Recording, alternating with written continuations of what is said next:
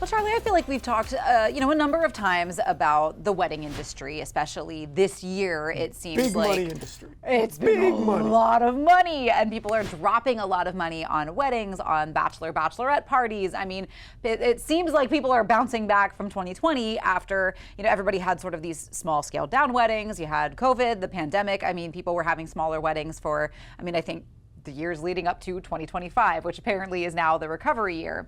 However, that is not stopping some people from trying to cut some corners, save some money when and where they can.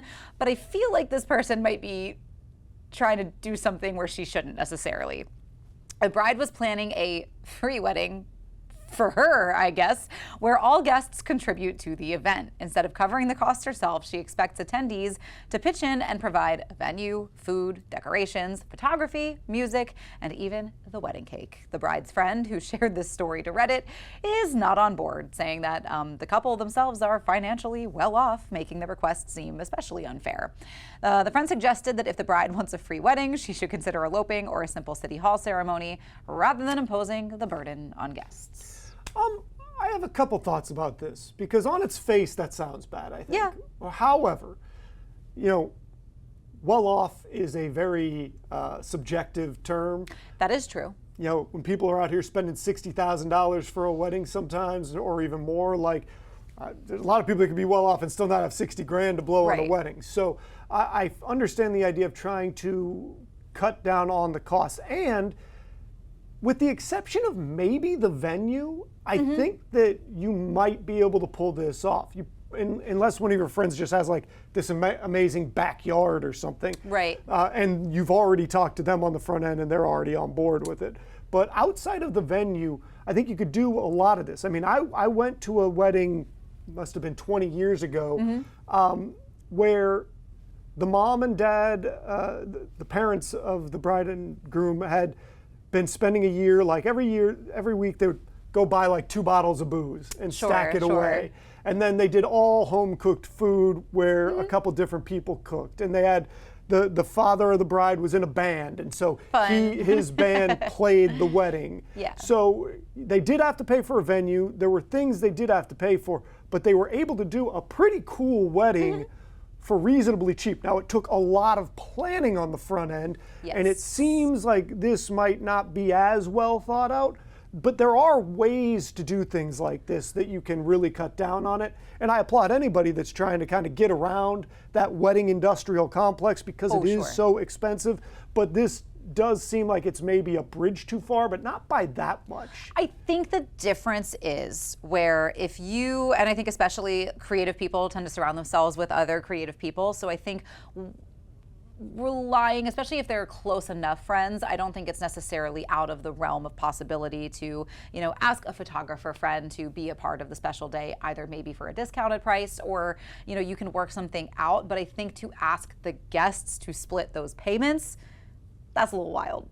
I don't know how I feel about that. I feel like I think there is also this pressure, especially for maybe couples in their 20s right now that have been maybe heavily influenced by social media. I think there is this weird pressure right now to live outside your means, where you've got people that are buying now, paying later for everything, I don't think groceries, furniture, all kinds of stuff. It's not new, but I think the phrase "keeping up with the Joneses" has been around for a long time. I know that, but I think that there might be a little bit more, I think that net is cast a little bit wider on brains that are not as fully developed yet.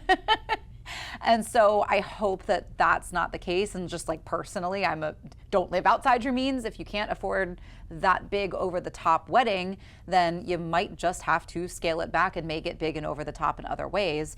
The point, in my opinion, is to spend that time with your friends and family and celebrate something special. I think that the place that they've really got to be careful here is it's twofold. One, it's fine to ask friends and family to help out in some way, shape, or form, but you don't want to exhaust their kindness. That's important.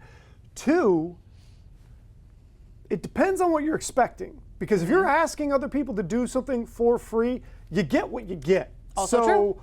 Whatever food shows up, however well it's cooked, that's what shows up. What you get. What the cake looks like when it shows up, that's what you get. You can't be real bridezilla about it if you're just offloading all these Right. things on different people in your life, whether it's family, friends, whoever it might be. So as long as you're comfortable with sort of whatever shows up on wedding day, that's kind of what we're rolling with, and we're going to be adaptable and go with it, then I think you can do some of this stuff. I think you're still right overall. I think they're asking too much here. Yeah. But there's probably a middle ground where maybe instead of having to throw a $60,000 wedding, you can throw one for 10. Right. And I think, have some of this stuff happen. I think like everybody bring a bottle of booze to the wedding sounds different and a little bit warmer than split the bill for the alcohol that was spent on the wedding. Even though it's basically the same thing, I think one of those... If it's BYOB it feels more versus, communal. hey, Yeah. toss in a couple bucks. And I think that is what is rubbing people the wrong way. Yeah. Yeah. So, I see where everybody's coming from on this, and I understand, just stuff's expensive right now. Oh, yeah. And looking for ways to calm that down. Even if you are somebody that some of your friends perceive as like being okay or well off. It might not be as much as you think either. Yeah, no, but you don't know what's always going on in somebody's finances. That's true. But an interesting talking point, and as always, we turn all the conversations over to you. If you want to chime in on our socials, you can. You can also always email us, team@coastlife.com. We like to hear what you think about what we think about what we're all talking about here. But we do have to take a quick break. We've got some more Coast Life coming your way. If you like classical music, you're really going to like what's next.